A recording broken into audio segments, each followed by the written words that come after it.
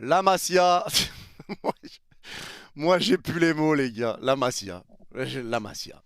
Salut les fraudes, j'espère que vous allez bien. On se retrouve pour une nouvelle vidéo. Et nouvelle vidéo débrief du match entre le FC Barcelone et le Vissel Kobe. Victoire 3-1 du FC Barcelone. Le Barça qu'on n'avait pas revu jouer depuis 2 mois, c'est le retour. Ça y est, le premier match de pré-saison, c'était aujourd'hui face à cette équipe du Vissel Kobe. Et ce débrief va se décomposer en 2 temps. La première mi-temps et la deuxième, parce que ça a été 2 équipes différentes. Un 11 qui a joué les 45 premières minutes, un 11 qui a joué les 45 deuxièmes minutes.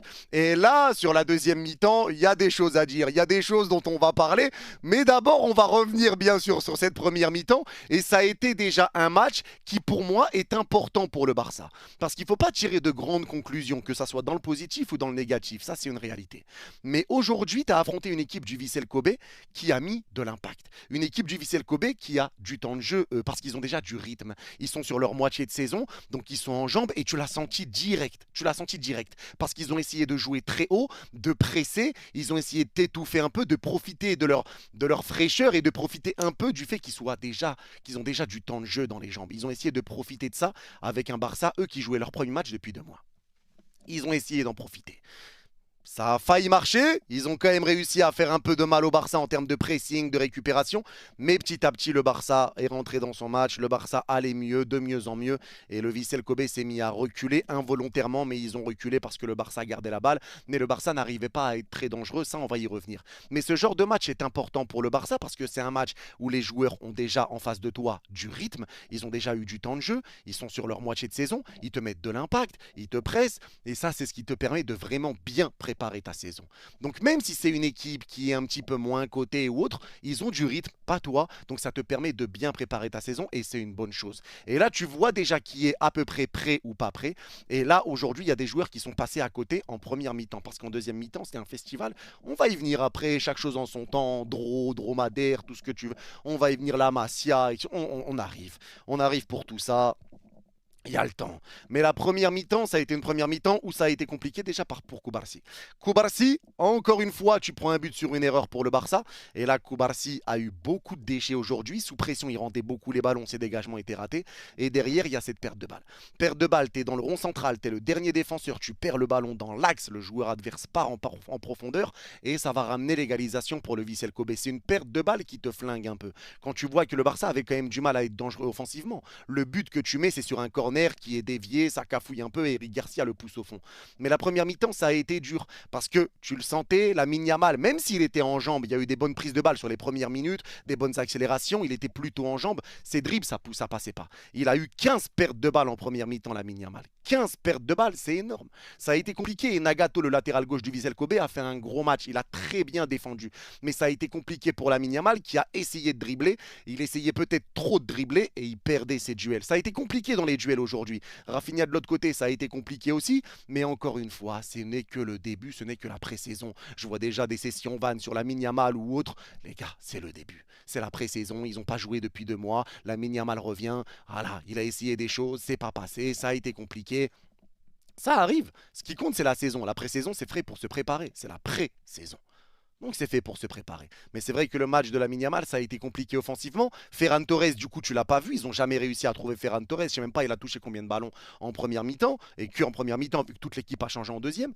Rafinha, ça a été un petit peu compliqué pour lui aussi. Enfin, ça a été un peu compliqué. La première mi-temps, ça a été un petit peu dur pour le Barça. Mais tu vois qu'il faut commencer à se retrouver un petit peu. Baldé était plutôt bon. Il a eu des bonnes choses. Voilà, et Rafinha se remettait un peu dans l'axe quand Baldé commençait à monter. Il y a eu des bonnes choses, mais pour moi, encore une fois, le joueur en première mi-temps que j'ai trouvé extraordinaire, c'est Pedri. Pedri, à un moment donné, les gars, vraiment, faut arrêter. On me parle de joueurs frissons pour des dribbleurs, des mecs qui vont te faire des virgules, qui vont te faire lever un stade. Les gars, pour moi, Pedri, c'est un joueur frisson. Je vous le dis honnêtement, pour moi, c'est un joueur frisson.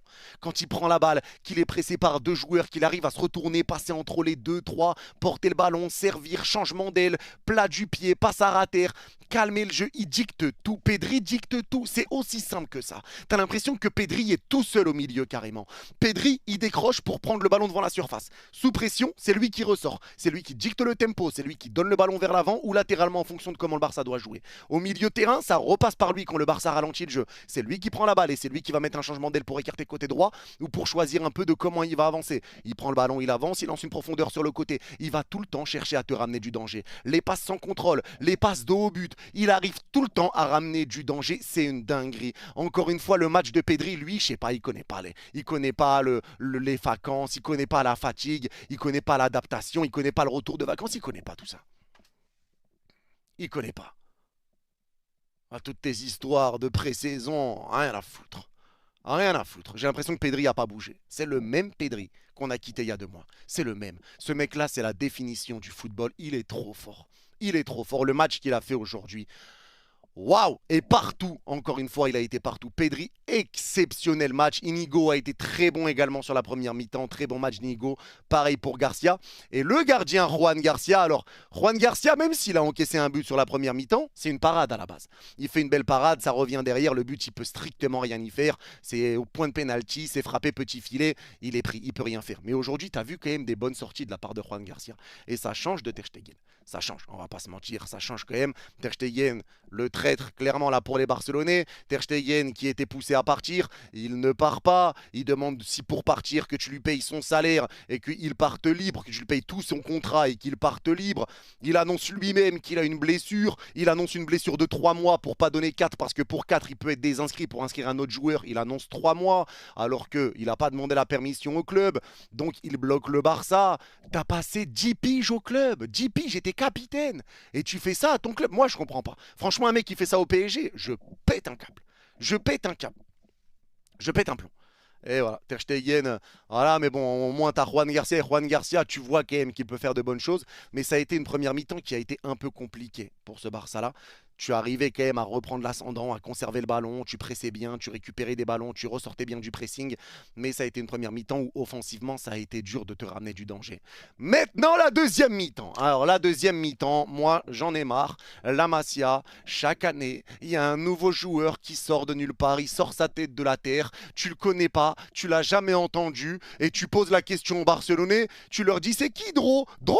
C'est Pedro Fernandez. Jeune crack de la Masia. Et il sort sa tête. 2008. 2008. Les gars, chaque année, la seule chose dont tu es sûr, il y a 2 choses dont tu es sûr chaque année. La première chose, c'est que les impôts, ils vont te rappeler. Les impôts vont t'appeler. Chaque année, ça c'est sûr. La deuxième chose, c'est qu'il y a un joueur de la Masia qui va sortir et qui va être là pour terroriser l'Europe. C'est une dinguerie. Vraiment. C'est une dinguerie. Il y a toujours un joueur qui sort de la Masia et qui est aimé déjà, encensé. Et là, Dro, je suis désolé, mais le match qu'il fait, parce qu'on parle, mais le match qu'il fait, l'entrée qu'il fait, les prises de balles, dos au but, il accélère rapidement, il est solide sur ses appuis, il est agile, il a une bonne prise de balle, il a une bonne frappe, il a été buteur, il met des bonnes passes, bonne vision de jeu, il vient aider. Et le match qu'il a fait, à voir si ça va durer, parce qu'il ne faut pas tirer de grandes conclusions, mais à chaque fois qu'on a vu des joueurs sortir de la Masia, les 2 derniers qu'on a vus et qui étaient impressionnants sur les matchs de pré-saison, c'était Bernal et Casado. C'était Bernal et Casado. Et regardez la saison que Bernal allait faire après il s'est blessé. Et regardez la saison de Casado. Dro. Dro, c'est trop. Dro, c'est trop, les gars. Moi, j'arrête. La Masia, c'est n'importe quoi. Vraiment, c'est plus la Masia, c'est le massacre. C'est fait pour massacrer l'Europe.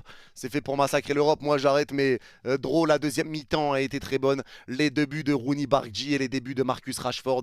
On va commencer par Marcus Rashford. Et Marcus Rashford, lui, je l'ai trouvé en jambes. Moi, les gars, c'est vrai que ça n'a pas été le meilleur match de Marcus Rashford de sa carrière. Mais j'ai trouvé que c'était un Marcus Rashford qui était en jambes. Un Marcus Rashford qui faisait des super appels. Un Marcus Rashford qui était très bon dans ses contrôles.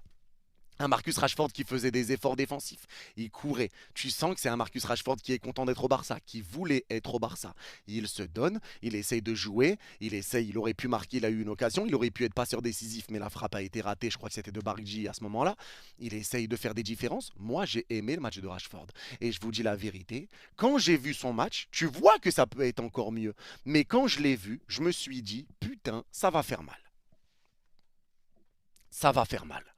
Parce que quand tu vois ce qu'il a fait en revenant de blessure pour un premier match en pré-saison, être aussi solide, faire ce qu'il a fait, franchement, s'il continue comme ça, moi je pense qu'il va faire très mal au Barça. Je vous l'ai dit dans tous les cas, je pense qu'il va faire une sale saison. C'est pas une bonne saison, je pense qu'il va faire une masterclass à Barcelone.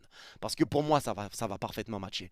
Maintenant, on verra, le temps nous le dira. Mais en tout cas, très bonne entrée de la part de Marcus Rashford et ça donne envie de voir la suite. J'ai hâte de voir comment ça va se passer, comment la saison va se passer pour Rashford et pour Rashford à Barcelone. Est-ce qu'il va réussir à passer titulaire? Comment ça va se passer? J'ai hâte de voir, mais en tout cas, entrée très prometteuse de la part de Marcus Rashford. Sur le côté droit, Rooney Bargi, acheté pour 2 millions d'euros. Et Bargi, lui aussi, très bon match. Très très bonne mi-temps qu'il a faite. Parce que Rooney Bargi a fait des récupérations. Il a décroché pour reprendre des ballons. Son jeu de haut but quand il décroche est très bon.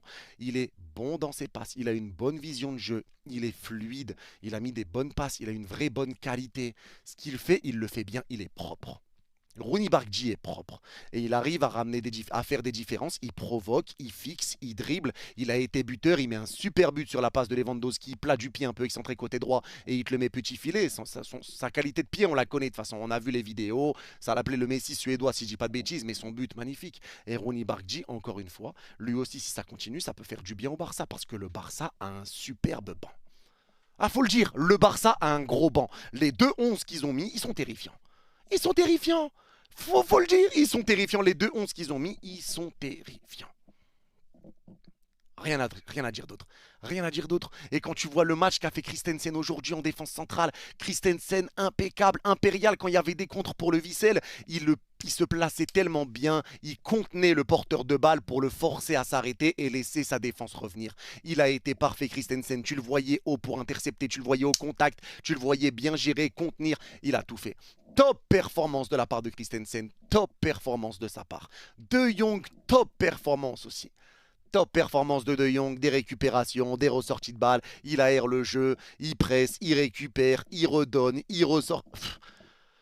De Jong, top performance. Casado, top performance. Et c'est là que tu vois que le milieu de terrain Pedri, De Jong, Casado, je pense qu'on le reverra.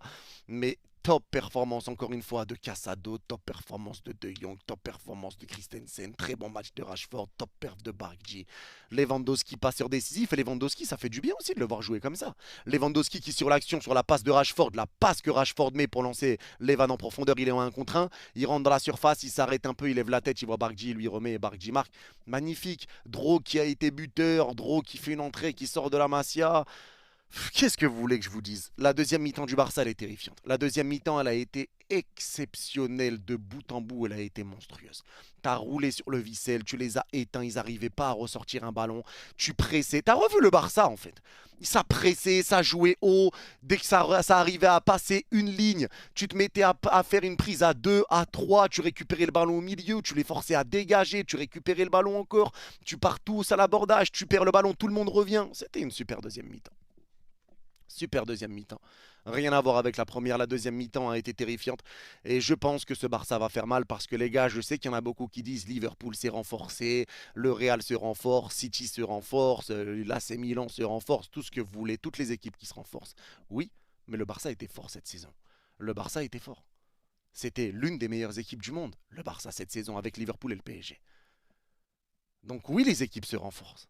Mais le Barça garde ses qualités. Le Barça reste fort. Et le Barça s'est renforcé avec moins de moyens que les autres. Mais ils se sont renforcés quand même et intelligemment. Intelligemment. Donc attention à ce Barça parce que moi je vous le dis, je pense qu'ils vont faire très très mal. Encore une fois cette saison.